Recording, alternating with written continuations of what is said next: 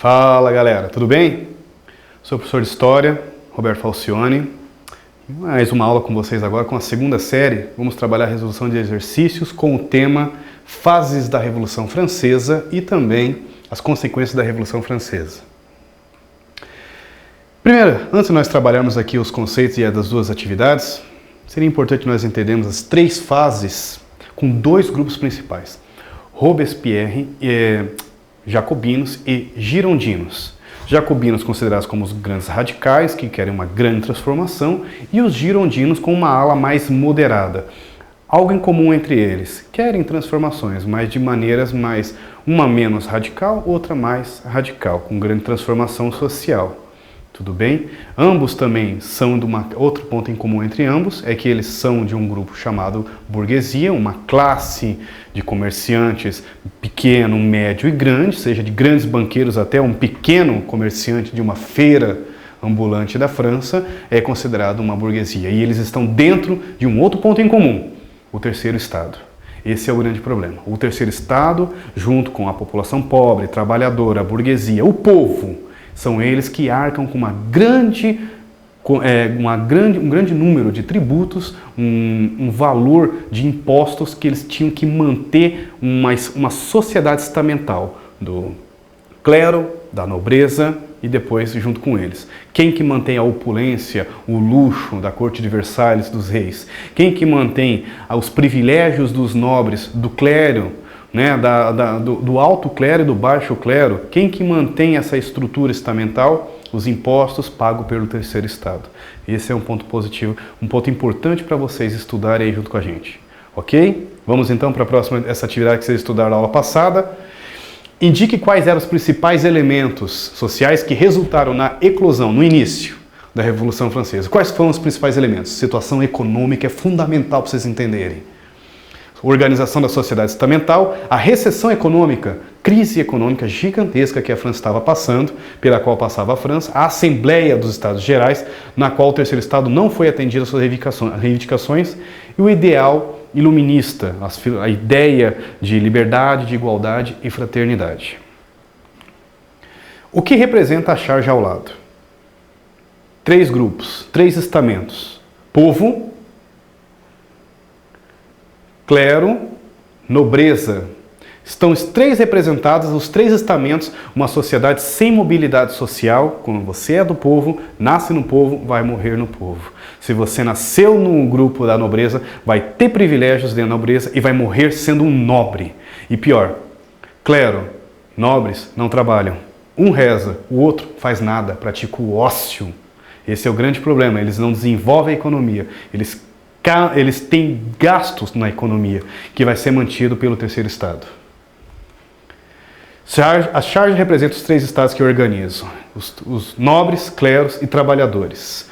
Lembrando que os últimos, trabalhadores, fazem parte do terceiro estado. Os trabalhadores carregam os nobres e os cleros nas costas, como o professor Roberto explicou. Tudo bem? 3. Sobre as fases da Revolução Francesa. Assinale V para verdadeiro, F para falso. Assembleia Nacional Constituinte, que é a primeira fase da Revolução Francesa, estabeleceu ordem e instituiu algumas das reformas solicitadas pela população. Algumas questões foi sim. Destaque para esse período: a criação do direito universal humano, direitos humanos universais. Foi criado no período da Assembleia Nacional. A ideia da isonomia, de todos serem iguais perante a justiça, é um dos pontos muito importantes para nós entendermos aqui, que foi atendido pelas algumas reivindicações solicitadas pelo povo. B. Declaração dos direitos do homem e do cidadão, como o senhor Roberto acabou de falar, na Assembleia. C. Diretório foi o período de radicalização da Revolução. Não foi, meninos. Nós temos três fases. Primeira, Assembleia. Segunda, Convenção, que a Convenção é a fase do terror do Robespierre, essa é a mais radical. E a terceira, que é o Diretório, que é o grupo dos girondinos. Eles eram moderados, portanto está errada. D. Reação do Thermidoriano instaurou o uso da guilhotina. Também não, meninos. O uso da guilhotina é utilizado no período da fase do terror, na fase da Convenção, na segunda fase com Robespierre. O incorruptível. Atividades para a próxima aula. Vamos lá, hein? Por que a independência do Haiti é compreendida como uma consequência da Revolução Francesa? Vamos pegar a Revolução Francesa? Vocês vão matar, no sentido God of War da palavra, os entendedores entenderão, como um motor que vai desencadear um sentimento nacionalista e de independência em várias regiões, não somente na Europa, mas nas colônias que formavam o Império Francês, inclusive na República do Haiti. No fim do governo napoleônico, a República do Haiti, quando cai Napoleão Bonaparte, os haitianos conseguem ser o primeiro país a proclamar a sua independência aqui na região da América Latina. Então é considerado a sua ligação com a Revolução Francesa. Não é a independência do Brasil, porque ela é em 1822, mas em 1808, Dom João VI precisou vir ao Brasil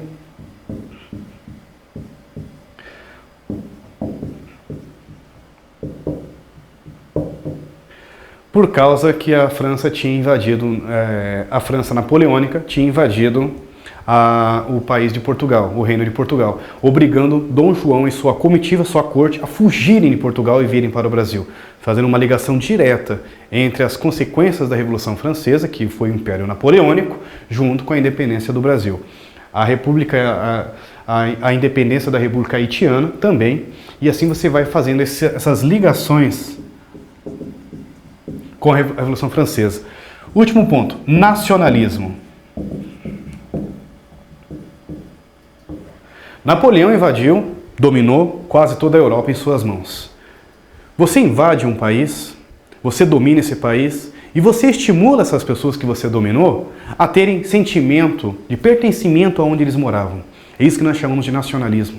Eles começam a passar a se sentir incomodados pelo domínio e o controle napoleônico francês em seu país. Então ele vai estimular, diretamente a Revolução Francesa, uma onda de nacionalismos em vários lugares, querendo a sua independência, querendo o seu pertencimento de cada lugar. Então esse é um ponto muito importante para nós entendermos aqui, o nacionalismo do século XIX.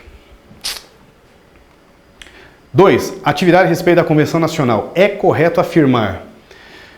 Convenção Nacional. Segunda fase, conceitos-chave. Robespierre, o incorruptível. Ele é advogado, mas ele se dizia o incorruptível. E também promete que vai fazer uma varredura contra todos os chamados traidores da nação. E para ser um traidor não precisava muito não. Então ele vai instaurar a fase do terror, da guilhotina, um período de mais violência, e acredita-se, algumas estimativas, mais de 30 mil pessoas perderam a cabeça na guilhotina. É gente, imaginem. Estudem Convenção Nacional, Robespierre, fase do terror, uso da guilhotina. Meninos, quero agradecer a todos vocês. Até a próxima aula. E bons estudos para vocês aí. E foquem nessa parte da Revolução Industrial, da Revolução Francesa, a terceira fase dos girondinos, e coloquem aonde que vocês vão ver essa transição, que vai ser para nossas próximas aulas, entre o governo girondino para o governo Napoleão Bonaparte. O 18 Brumário seria muito importante que vocês pudessem dar uma estudada. Pesquisem 18 Brumário.